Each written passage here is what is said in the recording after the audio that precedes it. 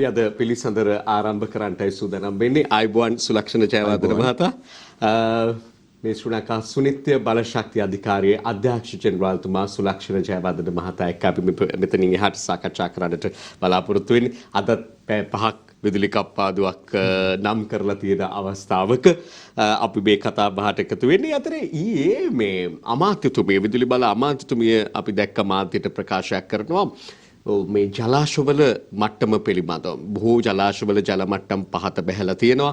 ඒ නිසා විදුලිය උත්පාදනය පිළිබඳව ඉතාම අසීරු තත්යකට පත් වෙමින් තිබෙනවා. කොහොමත් මේ අපි ගෙවමින් ඉන්න මාර්තු අප්‍රේල් කාලය කියලා කියන්නේ පැවිල්ල වැඩි කාලයක්.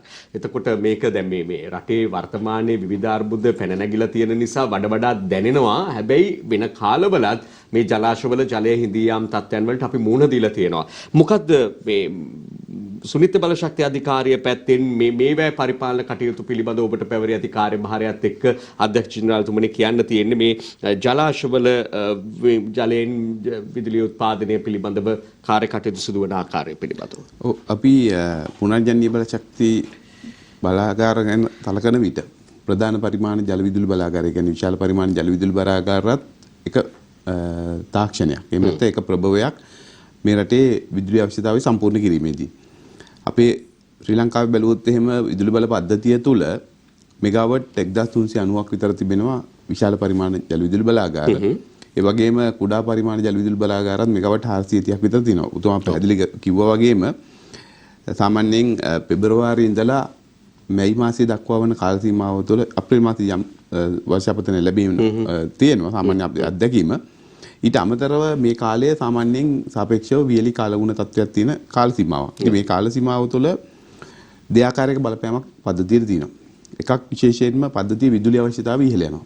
අපි වායු සමීකරණ යන්ත්‍ර ඒ වගේම අනෙකුත් විදුලි උපකරණ භාවිතා කරනවා මේ කාල සීමාව තුළ වැඩි වශයෙන් විදුලි පංකා වැනි විදුලි උපකරණ. ඉතින් ඒ කාරණාවත් එක්ක පද්ධතියේ විදුලි අවශ්‍යතාවය ඉහළ යනවා. ඒ වගේම ජල විදුලි නිෂ්පාදනය සම්බන්ධයෙන් අභියෝග එල්ල වෙනවා. මොකද අපේ මේ ජලාශ සැලකුවොත් ප්‍රධාන ජලාශ විදිහට තියෙන කාසල්රී, මවුස කැලේ, ඒ වගේම කොත්මලේ, වික්ටෝරියා, රන්දෙනිගල සමනල ජලාශවල ජලය අපි භාවිතා කරන්නේ ජල විදුලි නිෂ්පාදනයට පමණක් නෙවෙයි. ඉහළ ප්‍රමුඛතාවයන් තියෙන විශේෂයෙන්ම කුෂිකාර්මික කටයුතු සඳහා අවශ්‍ය කරන ජල නිදහස් කරන්න, ඒ වගේම පානීය ජල අවශ්‍යතාවය සම්පූර්ණ කිරීමට අවශ්‍ය කරන ජල නිදහස් කරන්න මේ වගේ කාරණාත් එක්ක තමයි විදුලි නිෂ්පාදනයේ ක්‍රියාත්මක වන්නේ. ඉතින් විදුලි නිෂ්පාදනය ඒ ප්‍රමුඛතා ලයිස්තුවේ සාමාන්‍යයෙන් අපි ප්‍රමුඛතාවය දෙන්නේ කුෂිකාර්මික කටයුතු වලට සහ පානීය ජල අවශ්‍යතාවයන් සම්පූර්ණ කරන්න. ඊළඟට තමයි ජල විදුලි නිෂ්පාදනය එන්නේ. ඉතින් මේ ජලාශ සැලකුවොත් දැන් අද වෙන විට 32ක වගේ තත්වයක තමයි ජලාශවල ජල ධාරිතාවය රැඳිලා තියෙන්නේ. එතෙන්දී බලපෑම් එල්ල වෙනවා. දැන් අපේ මෙගාවට් 1390ක් තිබුණත් මම කියන්නේ පද්ධතියේ විදුලි අවශ්‍යතාවයත් ඉහළ යනවා මේ කාල සීමාව තුළ. දැන් අද දිනේදී වගේ බැලුවොත් සෙන්තුරාදී දැන සාමාන්‍ය තරමක අඩුයි. නමුත් සතියේ දිනේ එක බැලුවොත් දැන් මේ විදුලි කප්පාදු ඔබතුමා කිව්ව පැය 5ක විතර විදුලි කප්පාදුවකුත් නියමිත එක් දිනවලදී ඒක වෙනස් වෙනවා. මේ කාල සීමාව තුළ බැලුවොත් දෛනික විදුලි අවශ්‍යතාවය ගිගාවට් පැය 47ක් විතර වෙනවා. ඒ අවශ්‍යතාවයෙන් දෙන්න අපිට මෙගාවට් සාමාන්‍යයෙන් 2700ක් ඒ වගේ ප්‍රමාණයක් අවශ්‍ය වෙනවා රාත්‍රී ඉහළ විදුලි ඉල්ලුම් කාල සීමාව තුළ. දිවා කාලේදී එක යම් ප්‍රමාණයක අඩුවක් තිබෙනවා. ඒකට වෙනත් හේතු කාරණා බලපාන විශේෂයෙන්ම සූර්යජන්‍ය වගේ කාරණා ඒ කාල සීමාව තුළ තිබෙන නිසා.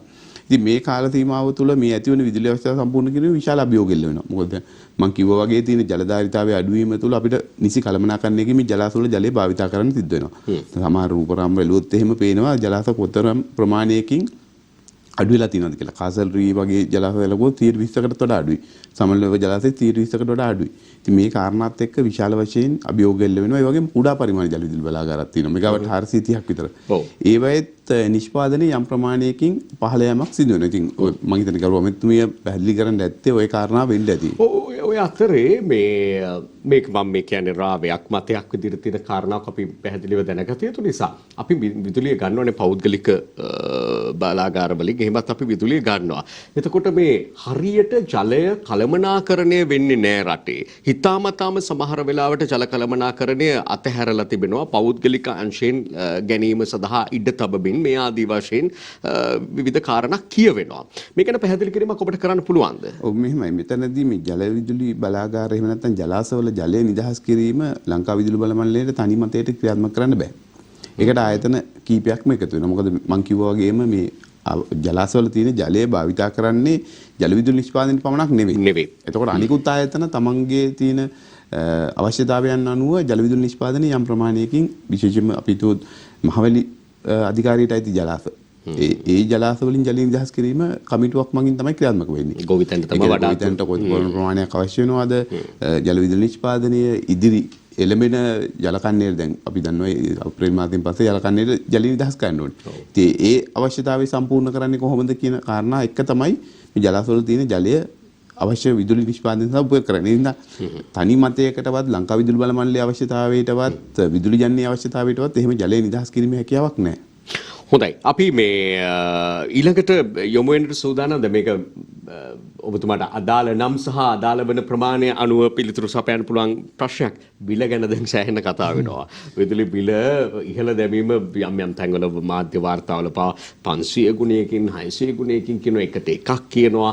විදුලි ඒකකයක් නිපදවන්නේ රුපියල් 15ක පමණ පාඩුවක් යටතේ කියනවා මේ අතර කියවෙනවා. ඉතින් මේ සියල්ල එක්ක මොනවා වෙයිද මහජන උපයෝගීතා කොමිසමට දැන් මේ පිළිබඳ යෝජනා බහර දීලා තියෙනවා කියලා තමයි කියන්නේ. සුනිත්‍ය බලශක්ති අධිකාරිය එහා සම්බන්ධ වීමක් තියනවාද කොහොමද තත්ත්වය? සුනිත්‍ය බලශක්ති අධිකාරියේ විදිහට දැන් පාරිභෝගිකයන්ගේ විදුලි ගාස්තු තීරණය කිරීම සම්බන්ධව අපි ඍජුවම මැදිහත් වීමක් වෙන්නේ නැහැ. මොකද අපේ විෂයපතෙන් පරිබාහිර කාරණාවක්.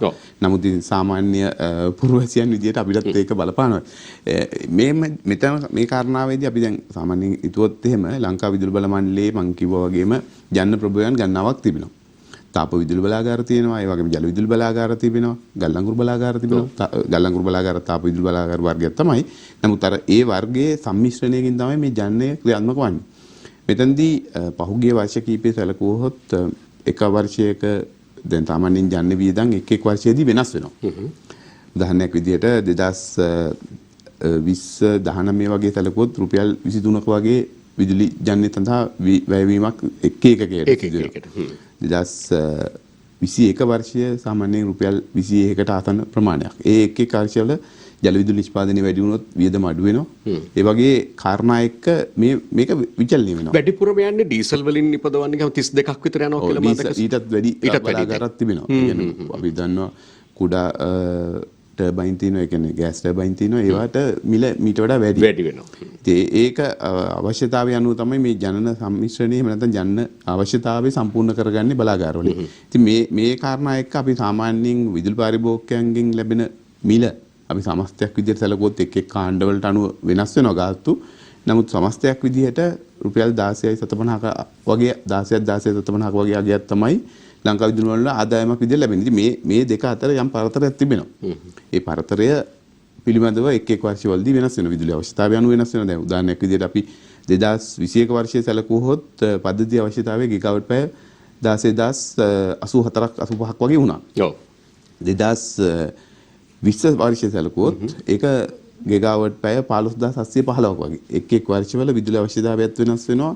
විදුලි ඉල්ලුමත් වෙනස් වෙනවා, ජන සම්මිශ්‍රණයත් වෙනස් වෙනවා, බාහිර සාධික ඒ වගේ කාරණා එකයි. ඉතින් මේවත් එක්ක ලැබෙන ආදායම පිළිබඳ යම් ගැටලු පසුගිය කාලය තුල තියෙනවා. ඉතින් මම මේ ගාස්තු වැඩි කිරීම පිළිබඳ මොකද දැනට අපි දන්න ආකාරයට තාම රජය විසින් එහෙම තීරණයක් අරගෙන නැහැ. නමුත් ඉදිරියේදී තීන තත්ත්වයන් එක්ක ඒ සම්බන්ධව ප්‍රතිපත්ති තීන්දුව ගනිවි. ඔව්. දැන් මේ අපි විශේෂයෙන් මේ ජල විදුලිය ගැන කතා කරා. එතකොට දැන් මේ තියෙන අර්බුද පිළිබඳව අපි කවුරුත් දන්නවා යම් ප්‍රමාණ වලින්.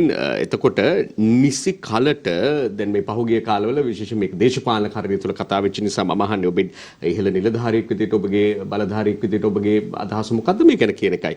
දැන් මේ පහුගිය කාලවල නිසි කලට බලාගාර පටන් ගත්තේ නැහැ. මේ රජයේ මැති ඇමතිවරු බරපතලව නගන චෝදනාව තමයි හරි කාලේ බලාගාර එහෙම පටන් ගත්තා නම් අවධානය යොමු කරා නම් අපිට මෙහෙම වෙන්නේ නැහැ කියලා.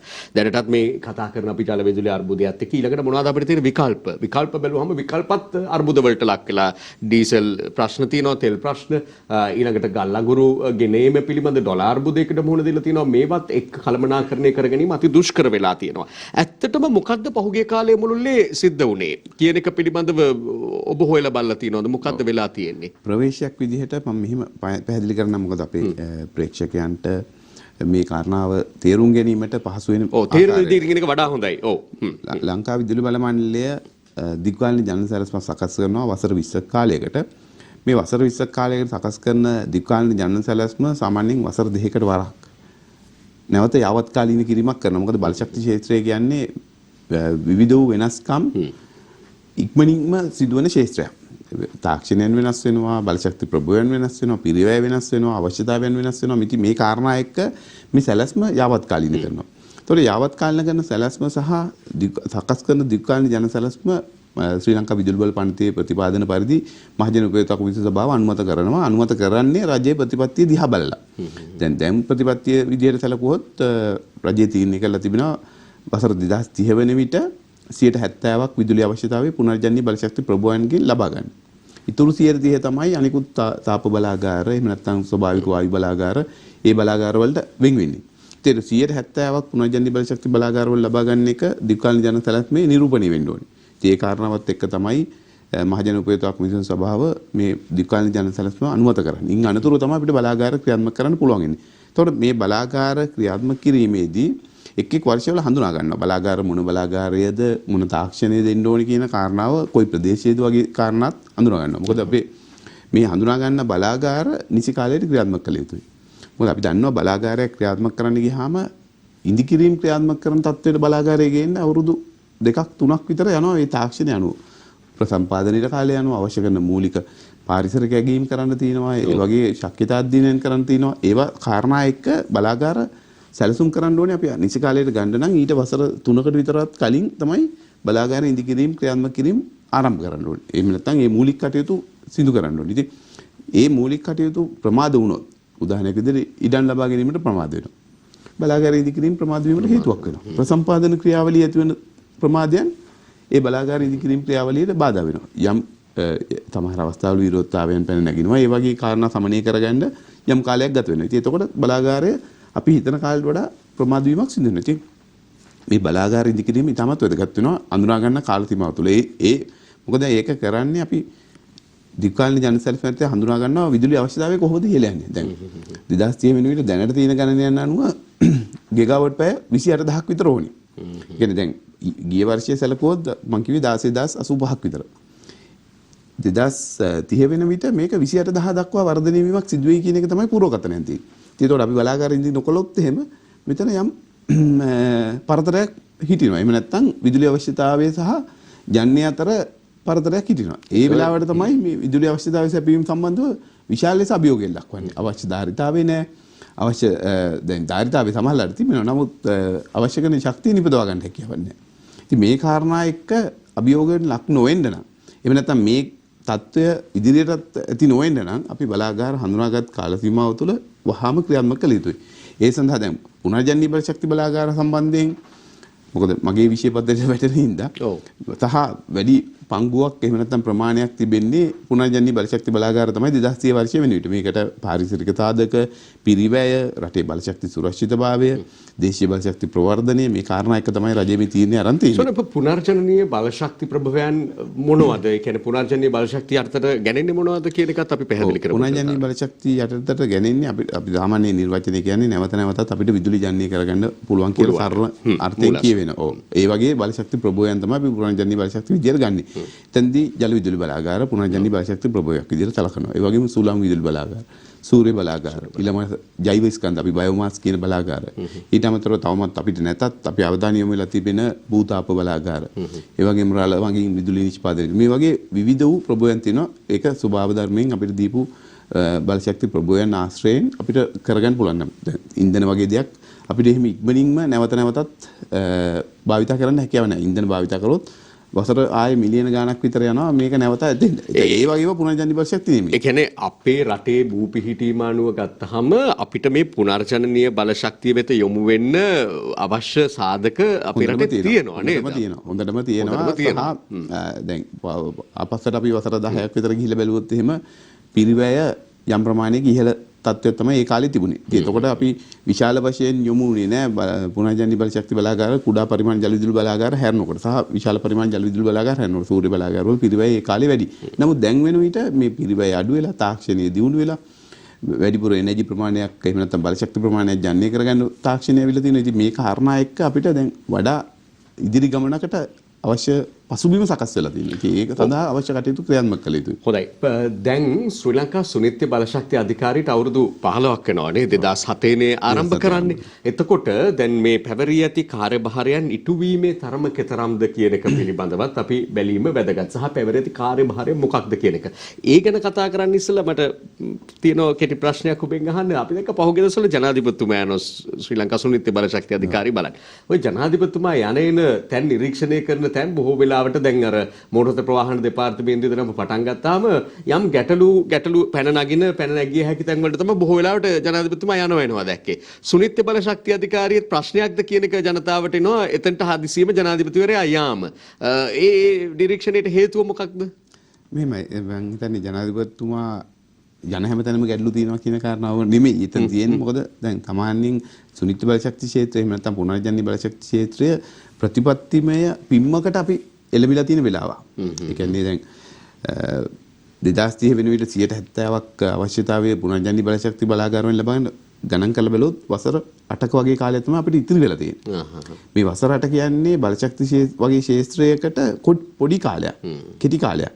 කියන්නේ විශාල කාලයක් නෙමෙයි. කෙනෙක්ට හිතෙන්න පුළුවන් තමන්ගේ ජීවිත කාලයෙන් තමයි 10න් එකක් වගේ ප්‍රමාණයක් කියන්නේ ලොකු කාලයක් කියලා නෑ. බලශක්ති වගේ ක්ෂේත්‍රයක මේක පොඩි කාලයක්. ඒතකොට මේ පිම්ම අපි ගන්න නම් විශාල වශයෙන් කාර්යභාරයක් ඉදු කර යුතුයි. ඒ කියන්නේ පුනර්ජනනීය බලශක්ති ඇසෙස්මන්ට් එක, ඒ වගේම ඒ සම්බන්ධ සංවර්ධනය, නිදන් ලබා ගැනීම. ඉතින් ජනාධිපතිතුමා මම හිතන්නේ මෙතනට එහෙම නැත්නම් අපේ ආයතනයට පැමිණීම සංකේතවත් කරන්නේ ඒ කාරණාව. මේ ක්ෂේත්‍රයට එතුමා විසින් ලබා දීලා තිබෙන ප්‍රමුඛතාවය. හරි. මේ ක්ෂේත්‍රයේ අවශ්‍යතාවය. මේ කාරණා එක්ක තමයි මම හිතන්නේ අතිගරු ජනාධිපතිතුමා අපේ ආයතනෙට පැමිණියේ. මේ දකින ජනතාවට එවැනි කාරණාවක් හිතෙන්න පුළුවන් නිසා මම මේ පැහැදිලි කිරීම ඔබෙන් ලබා ගත්තේ. සුනිත්‍ය බලශක්ති අධිකාරියට ප්‍රධාන වශයෙන් බලන්න පැති දෙකක් තියෙනවා. පාරිභෝගිකයාගේ පැත්ත ඊළඟට රජයේ ප්‍රතිපත්ති ක්‍රියාත්මක කිරීම. විදුලි පාරිභෝගිකයාගේ පැත්තෙන් කියන්නේ ඔබත් මමත් ජීවත් වෙන මේ අපි මහ ජනතාවගේ පැත්තෙන් කාර්යක්ෂම ලෙස විදුලිය පරිහරණය කිරීම පිළිබඳව අවශ්‍ය යොමු කිරීම. ඊළඟට ගත්තාම රජයේ පැත්තෙන් ඒ සඳහා ප්‍රතිපත්ති ක්‍රියාත්මක කිරීමේදී අවශ්‍ය වන සහාය ලබා දීම, මැදිහත් වීම සිදු කිරීම. මේ තමයි අපි හඳුනාගෙන තියෙන ප්‍රමුඛ කාරණාවන් ඔබට පැවරිය ඇති ආකාරය. මේ ගැන පැහැදිලි කරමු. අපි වඩා හොඳ ජනතාවගේ පැත්ත කතා කරන එකද නැත්නම් රජයෙන් වෙන කාර්යභාරයට වෙන මැදිහත් වීම? මම හිතන්නේ මේක ඉතාමත් වැදගත් කාල වේලාවක් සහ ඔබ ආයතනයේ විසින් ක්‍රියාත්මක කරන මම හිතන්නේ ඒ හින්දා අපි ජනතාවගේ පැත්තෙන් කතා කරලා කියලා හිතනවා. මොකද ජනතාවට අපිට පණිවිඩයක් දෙන්න පුළුවන් නම් අඩු ගානේ කීප දෙනෙක් හරි ඒ ආකාරයට කටයුතු කරනවා නම් මේක ඉතාම මේ අභියෝගය ජය ගන්න විශාල පහසුවක් වෙනවා. අපි බලශක්ති සංරක්ෂණය සහ කළමනාකරණය කියන එක අපේ ආයතනයේ පැවරලා තියෙන එක වගකීමක් සහ කාර්යභාරයක්. මේ කාර්යභාරයේදී අපි විශාල වශයෙන් අවශ්‍ය කරන විශේෂයෙන්ම මහජනතාව දැනුවත් කිරීම ක්‍රියාත්මක කරනවා. පුවත්පත් මගින් ඒ වගේම පාසල් ශිෂ්‍ය ශිෂ්‍යාවන් දැනුවත් කිරීම, ඒ වගේම ආයතන දැනුවත් කිරීම මේ විශාල වශයෙන් ක්‍රියාත්මක කරනවා. ඒ වගේම බලශක්ති ක්ෂේත්‍රයේ බලශක්ති සංරක්ෂණය සහ කාර්යක්ෂමතාව අපි දන්නවා 70%ක් පුනර්ජනනීය බලශක්ති වලින් අපි 2030 වර්ෂයේ වෙන විදිහට නිෂ්පාදනය කරන්න ලෑස්ති වෙන්නේ. අපේ දේශීය බලශක්ති ප්‍රභවයන්. නමුත් අපිට දේශීය බලශක්ති ප්‍රභවයන් තිබුණු පළියට හෝ අපි ජනනය කරපු පළියට අපිට ඒක කාර්යක්ෂම භාවිතා නොකළොත් අපි විනාශ කරනවා. ඒ කියන්නේ ඒ බලශක්ති ප්‍රභවයට හානියක් කරන්නේ.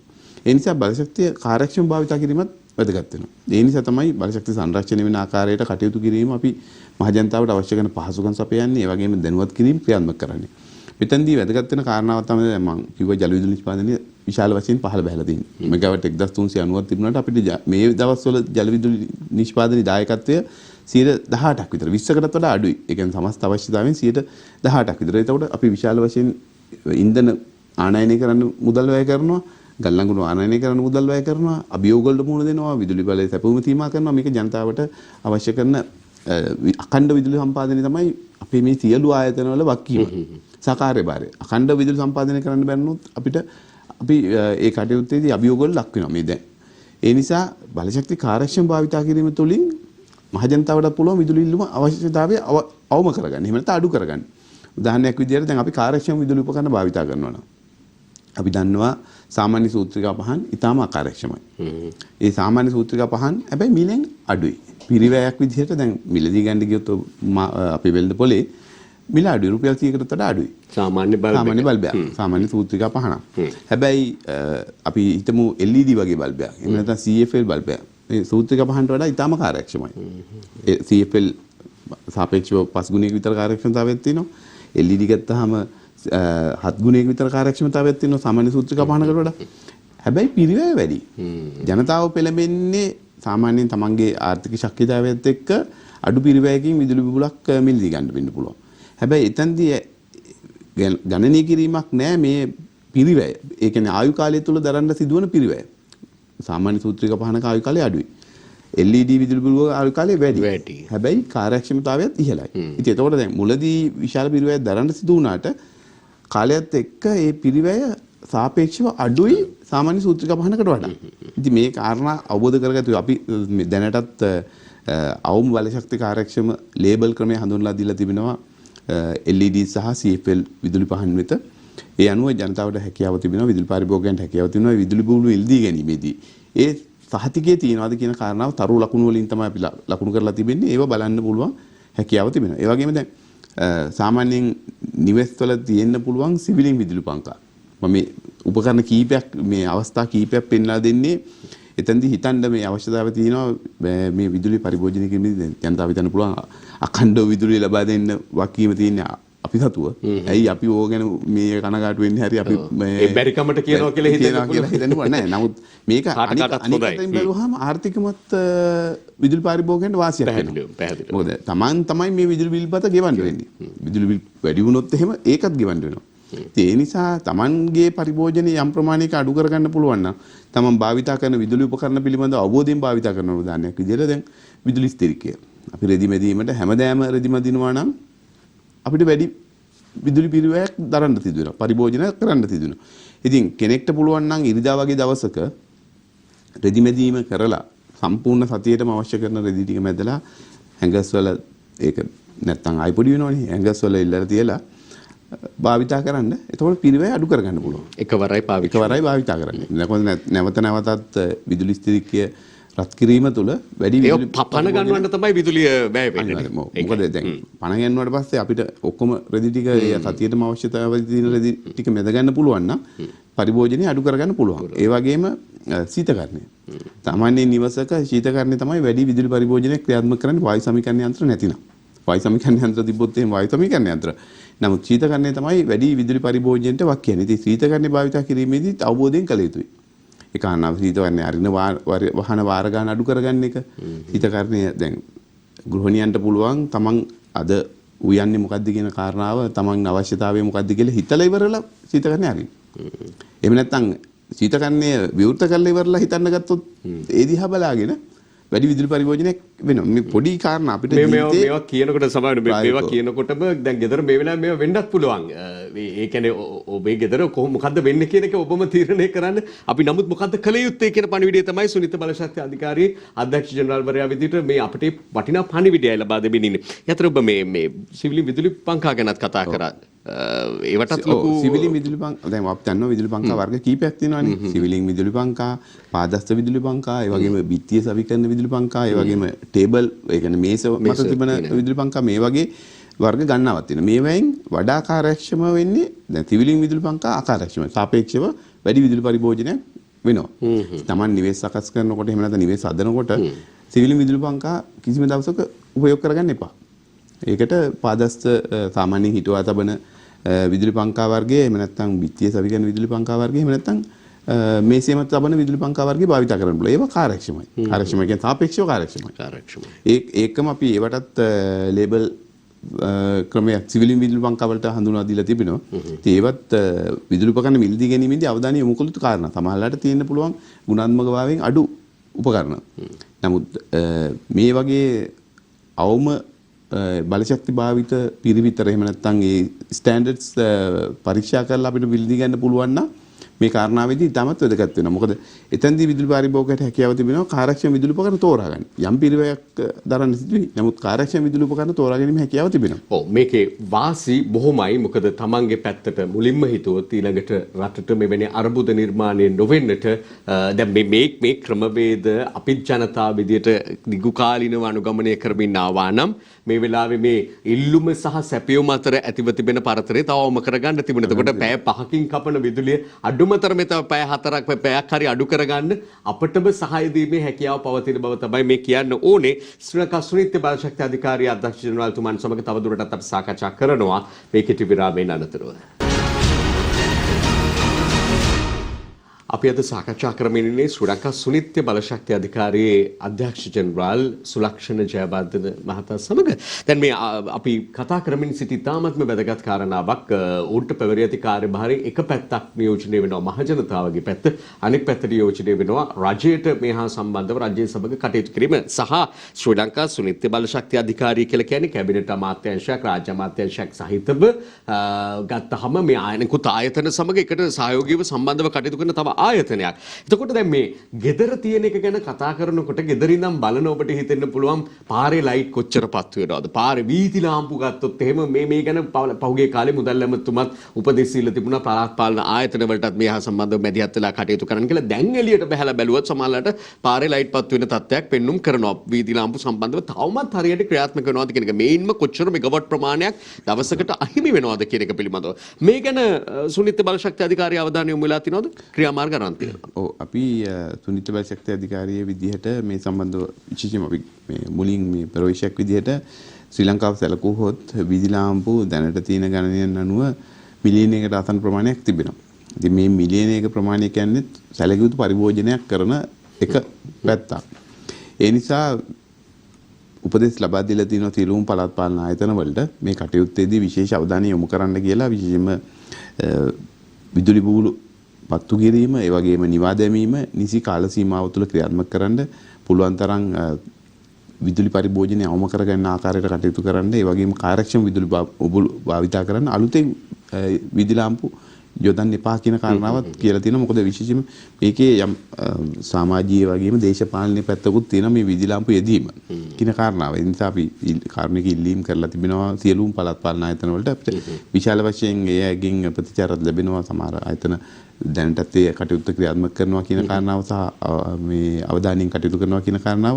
නමුත් ඔබතුමා කිව්වා වගේ සමහර අවස්ථාවල විදුලි බුබුලු දැල් වෙන අවස්ථාවන් තියෙනවා. විදුලි ලාම්පු වල විදුලි බුබුලු හොඳටම මේ දිවාලෝකයේ කියන්නේ ආලෝකය වැටලා තියෙන වෙලාවෙත් දැල් වෙන වෙලාවල් තිබෙනවා. ඒ වගේම වේල පහින්ම එහෙම නැත්නම් වේලාසනින්ම මේ විදුලි බුබුලු දැල් වෙන අවස්ථාවලුත් තියෙනවා. ඉතින් මේ කාරණා අපි නැවතත් ඉල්ලීම් කරන්නේ මහජනතාවටත් තියෙනවා. සමහර විදුලි ලාම්පු තියෙන්නේ ඒ නිවස ආසන්නයේ හෝ ඒ අසලින් ගමන් කරන පුද්ගලයෙක්ට ඒක දැල්වෙන්න පුළුවන් වෙන ආකාරයට. ඉතින් එතකොට Taman දැක්කොත් එහෙම යම් විදුලි බුබුලක් අනවශ්‍ය ලෙස දැල් වෙනවා. රාත්‍රී මේ අඳුර වැටලා තියෙන වෙලාවෙ නිවන්නේ කියන කාරණාව නෙමෙයි. සාමාන්‍යයෙන් දිවාලෝකයේ තිබෙන වෙලාවක එහෙම නැත්නම් ඉරු එළිය වැටෙන වෙලාවක විදුලි බුබුලක් දැල් වෙනවා නම් තමන්ගේ වක්කීමක් විදිහට මේ කටයුත්ත ක්‍රියාත්මක කළ යුතු. මොකද කෙනෙක් තව කෙනෙක් කරනකම් අපි කවුරු හරි ඕෆ් කරලා ඉන්නේ එහෙම නැත්නම් කවුරු හරි නිවා දමාවි ඉන්නේ කියන හැඟීමෙන් කටයුතු කළොත් මේක අපි අපේ රටට කරගන්න හානියක්. ඒ නිසා ඒක වගකීමක් තිබෙන හැමෝටම. පොදුවේ අපි හැමෝම තමයි අමාරු වෙන්නේ. මේ වගේ ඒවා එකම දැන් මේ පහුගිය දවසක පළ වෙනවා පුවත් වාර්තාවක් මේ වීථි ලාම්පු නිවා දැමීම තුළ කාන්තාව දරුවෝ හිරිහැරයට ලක් වෙන්න පුළුවන්, හොරකම් මරකම් වැඩි වෙන්න පුළුවන් කියලා. දැන් මේ වගේ ඒවා මත අර වගේ වැදගත් වැඩපිළිවෙලක් නවතින්න ඉඩ අරිනවා. එමෙ නැත්නම් ක්‍රියාත්මක කළ යුතුම මේ අවස්ථාවේ විදුලිය පිරිමැහිය යුතුම අවස්ථාවක මෙවැනි තත්ත්වයන් සලකා එලෙස කටයුතු කරනවාද? ඒ තත්ත්වයන් වලට ආරක්ෂාව සහතික කරන්න පියවර ගන්නවා විනා මේ වැඩ පිළිවෙල නැවැත්වීම සුදුසු කියන එකත් අපි මම හිතන්නේ කතා කළ යුතු කාරණාවක්. ඔය වගේ දේවල් වෙනවනේ අපේ රටේ කොහොමද? මෙතෙන්දී මේ අපි කියන්නේ දැන් රාත්‍රියේ අඳුර තියෙන වෙලාවක මේ විදුලි ලාම්පු නිවා දමන්න කියන කාරණාව නෙමෙයි.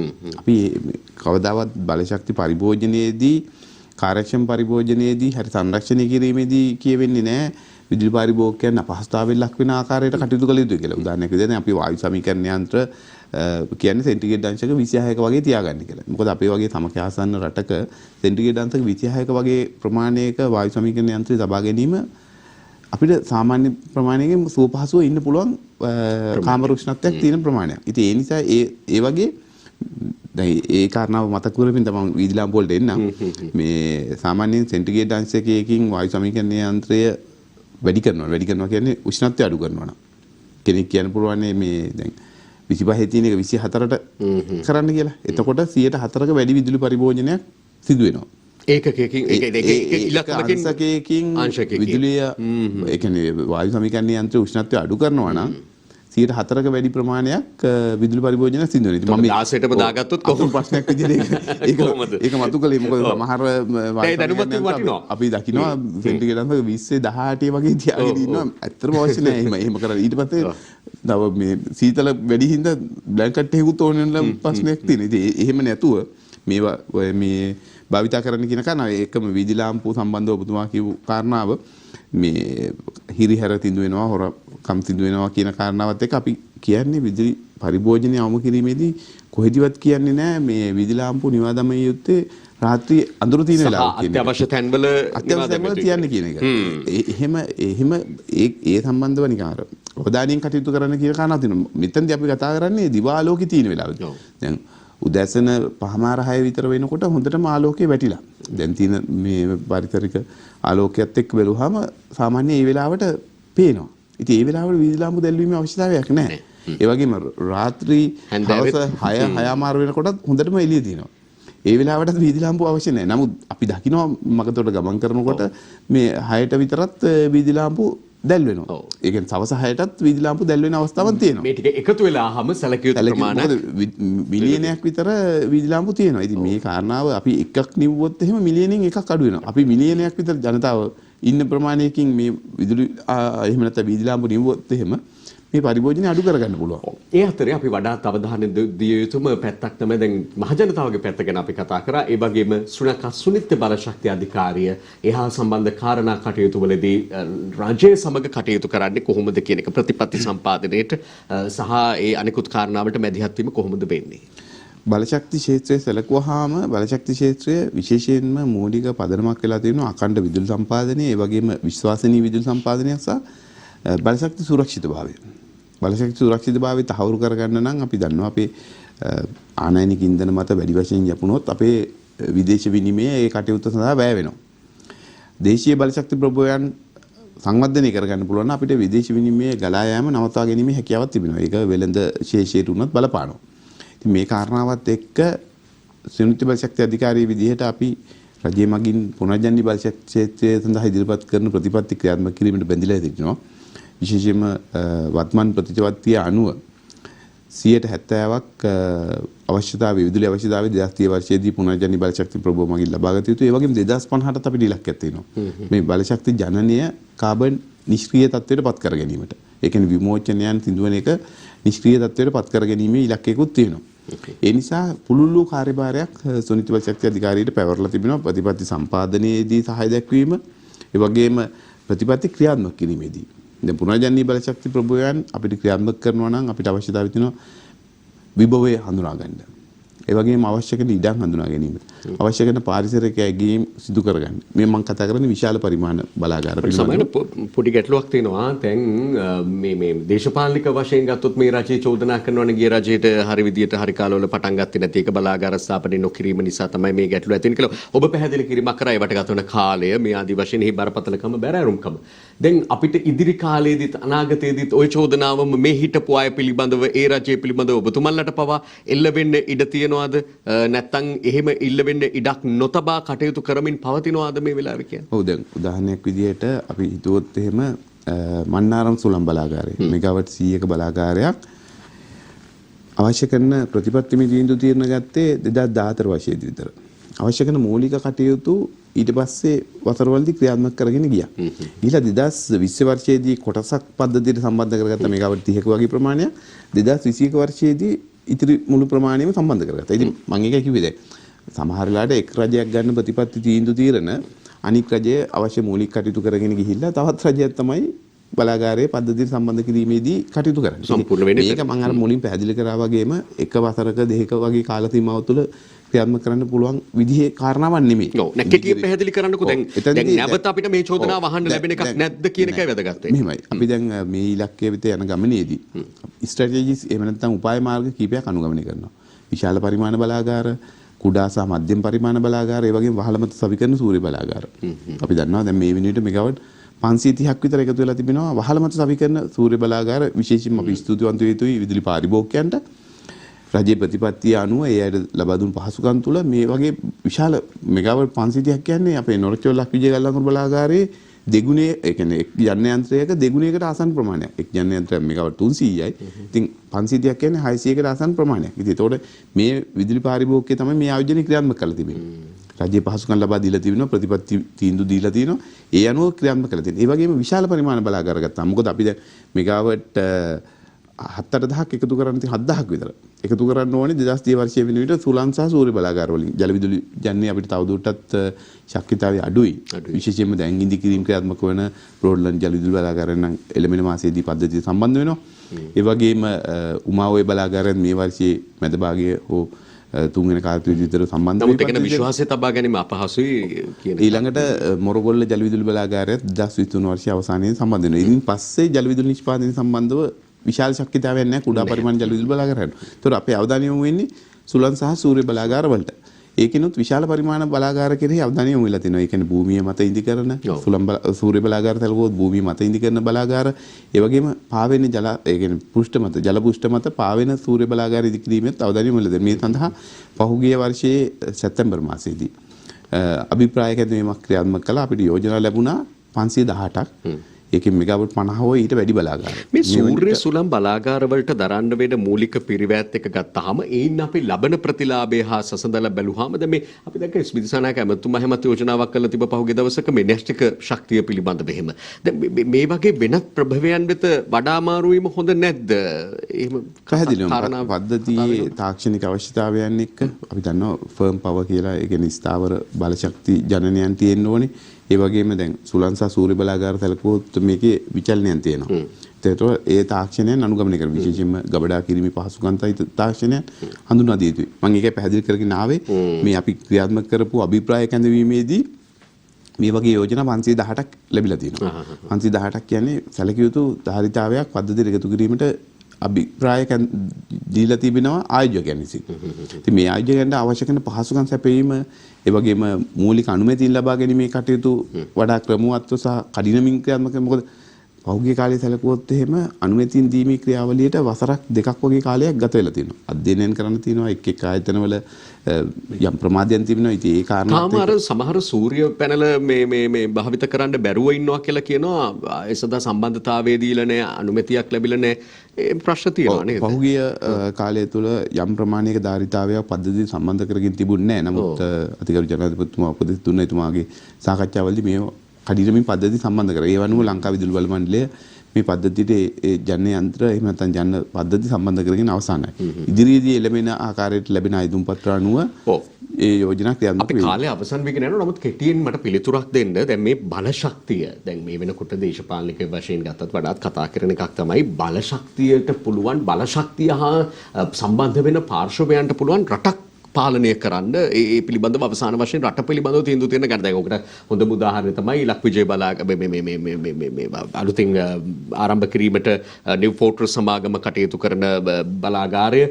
ඊළඟට ගත්තාම ඔය ත්‍රිකුණාමල තෙල් ටැංකි ගැන කතා කරන්නේ ඒ පැත්තෙන් ඉන්දියාව හා සම්බන්ධ වීම තුල මේ ආදී වශයෙන්. එතකොට මේ ඔබ කියන ඔය ආයෝජකයෝ ඉදිරිපත් වෙන සූදානම් දේශීය අයද ඊළඟට මේ කතාව මේ බිල්ලොමවන කතාවක්ද නැත්නම් ඇත්තටම මෙහෙම වෙන්න පුළුවන්ද? බල ශක්තියට රටක් තීරණය කරන්න පුළුවන්ද කෙනෙක් ගැන කෙටි පැහැදිලි කිරීමක් කරන්න? ඔව් කෙටි පැහැදිලි කිරීමක් කරොත් එහෙනම් බලශක්තිය රටක් තීරණය කරන්න පුළුවන්. මම දැන්ටත් අපි අත්දින්න ඒ තත්ත්වය බලශක්තිය අඛණ්ඩව සම්පාදනය කරන්න බැරි නම් රටේ සියලුම ආර්ථික කටයුතු වලට බාධා සිදු වෙනවා. ජනතාවගේ දිනදා ජීවිතයට ආර්ථික කටයුතු වලට ආනයන අපනයන වලට ඒ වගේ අපනයන විශේෂයෙන්ම අපනයන වලට අපිට බාධා සිදු වෙනවා. ඉතින් ඒ නිෂ්පාදන ක්‍රියාවලිය අඛණ්ඩව ක්‍රියාත්මක කරගන්න බැරි වුණොත් අපි ජාත්‍යන්තර වෙළඳපොළ තුල යම් අභියෝග වලට ලක් වෙනවා. අපේ වෙළඳපොළ වෙනත් රටවල් වලට ලැබෙන්න ඉඩ තියෙනවා. මොකද අපිට නිෂ්පාදනයේ අවශ්‍ය කරන සම්පාදනය කරන්න බැරි නම් ඒ වගේ අභියෝග. ඒතකොට බලශක්ති ක්ෂේත්‍රය කියන්නේ රටක නිකම් කොඳුනාරටිය වගේ. ඒ කියන්නේ රටම එකට බැඳ තබා ගන්න පුළුවන් ක්ෂේත්‍රයක්. ඒ ක්ෂේත්‍රයේ තුල අපි දැන් කතා කරපු අභිප්‍රාය කැඳවීම දේශීය විදේශීය ආයෝජකයෝ ඉන්නවා. ඒ අය ඉන්නේ වාණිජමය කටයුත්තක්. ඒ අය ක්‍රියාත්මක කරන්නේ බලාගාර ඉදි කරලා ඒ අයගේ යොදපු ප්‍රාග්ධනයට අවශ්‍ය කරන ආදායම ලබා ගැනීමේ කටයුත්තක්. ව්‍යාපාරය. ඉතින් මේ ව්‍යාපාරයක් කරන්නේ. එතකොට නමුත් බලශක්ති ක්ෂේත්‍රය එකට ගැටගසාගෙන තිබිය යුතුයි. අපි මේ ක්ෂේත්‍රය අඛණ්ඩව පවත්වාගෙන යා යුතුයි. ගුණාත්මක සැපයීමක් ලබා දිය යුතුයි. දැරිය හැකි පිරිවැයකට මේ ජනතාවට අවශ්‍ය කරන බලශක්ති ප්‍රභවයන් එහෙම නැත්නම් බලශක්ති මූලාශ්‍ර ලබා දී යුතුයි. ශ්‍රී ලංකා සුනිත්‍ය බලශක්ති අධිකාරියේ කාර්යභාරය අපි මේ කතා කරපු මිනිත්තු කිහිපයට පමණක් ඒ කාරණාවලට පමණක් සීමාවක් නැකුත් නොවේ. ඉන්හාගේ කාර්යභාරයන් රසක් තිබෙනවා. සහ ඒ වැදගත්කම මොකක්ද කියන්න කිරණ වැඩපිළිවෙල මොකක්ද කියන්න මේ යුත්තේ මොනවාද කියන්න පිළිබඳව පැහැදිලි චිත්‍රයක් අවබෝධයක් ලබා ගත හැකි වුණා කියලා මම විශ්වාස කරනවා. වගේම ජනතාවට මම හිතන වැදගත් වෙන පණිවිඩ කීපයකුත් මේ ඇතුළත ලබා දෙන්නට අධ්‍යක්ෂ ජෙනරාල්තුමා කටයුතු කරා. ශ්‍රී ලංකා සුනිත්‍ය බලශක්ති අධිකාරිය අධ්‍යක්ෂ ජෙනරාල් සුලක්ෂණ ජයවර්ධන මහතාට අපේ ස්තුතිය පිරිනමනවා මේ පැමිණීම සහ පැහැදිලි කිරීම වෙනුවෙන්. අයිබෝන්. අපි සමුගන්නවෙන් යලිත් හෙට හමු වන බලාපොරොත්තු වෙන. ඉතින් අර කියපු කාරණා ඊටම වැදගත්. දැන් මේ ඉඳලා මේ ගැන අවධානය යොමු කරමින් කටයුතු කරාවි කියලා බලාපොරොත්තු වෙනවා. හෙට හමු වෙමු. සුබ දවසක්.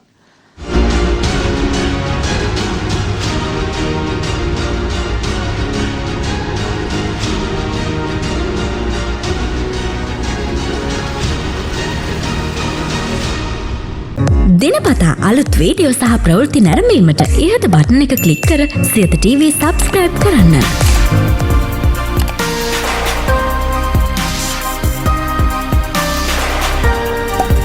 අලුත් වීඩියෝ ගැන මුලින්ම දැනගන්න මෙම සීනුව ක්ලික් කරන්න.